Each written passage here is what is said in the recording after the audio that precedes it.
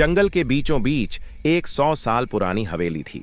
लोग कहते थे कि कभी वहां एक बड़ा अमीर परिवार रहता था, लेकिन एक रात अचानक हवेली के अंदर ऐसी चीखें सुनी गईं कि पूरा कस्बा कांप गया। अगले दिन जब लोग अंदर गए तो पूरा परिवार मर चुका था, पर आज तक किसी को पता नहीं चला कि उनके साथ क्या हुआ। तब से हवेली खाली पड़ी थी, लेकिन रात में उसके अंदर से अजीब अजीब आवाजें आती थीं। एक रात कस्बे के 3 दोस्त अमन, रवि और जिशान चैलेंज के चक्कर में उस हवेली तक पहुंच गए।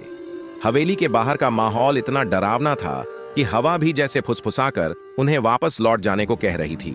अमन बोला, यार कुछ ठीक नहीं लग रहा। लेकिन रवि हंसते हुए बोला, अरे भाई चल अंदर, इतना भी क्या डर। जैसे ही रवि ने गेट को हाथ लगाया, गेट बिना छुए ही अपने आप जोर से खुल गया। तीनों एक पल के लिए वहीं जम गए। अंदर कदम रखते ही ठंडी हवा लगी, लेकिन यह ठंडी हवा बाहर की नहीं थी, ये हवेली खुद छोड़ रही थी। हॉल में एक पुरानी घड़ी टंगी थी जो सालों से बंद थी, लेकिन जैसे ही वे अंदर पहुंचे, वह घड़ी अपने आप टन टन बजने लगी। अचानक ऊपर की मंजिल से किसी की धीमी सी आवाज आई, कौन है वहां? तीनों की रूह कांप गई। वे भागना चाहते थे, लेकिन पीछे मुड़कर देखा तो जिस दरवाजे से वे आए थे वह अपने आप बंद हो चुका था। अब वे धीरे धीरे ऊपर की ओर बढ़े। सीढ़ियां चरमराती, हवा भारी होती जा रही थी और ऊपर जाते जाते जलने जैसी एक अजीब सी बदबू आने लगी। ऊपर एक कमरा था, अंधेरा, टूटा हुआ और उसका दरवाजा आधा खुला हुआ। रवि ने कांपते हाथों से टॉर्च जलाई।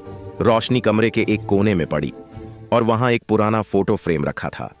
उस फोटो में एक परिवार था, माँ, पिता और एक छोटी सी लड़की, और उसी लड़की के ठीक सामने कमरे में एक साया खड़ा था। साया धीरे धीरे उनकी तरफ मुड़ा। वह लड़की की परछाई थी, लेकिन जमीन पर उसका कोई नहीं था। परछाई की आंखें बिल्कुल काली और खाली। वह साया बोला, तुम भी यहीं रहो जैसे वो रहे। अचानक साया अमन की तरफ दौड़ा। तीनों चीखते हुए नीचे की ओर भागे। दरवाजा अब खुला था। वे बिना पीछे देखे हवेली से बाहर भागे और सड़क तक पहुंचकर ही रुके। उनकी सांसें तेज चल रही थीं और दिल अभी भी डर से थरथरा रहा था।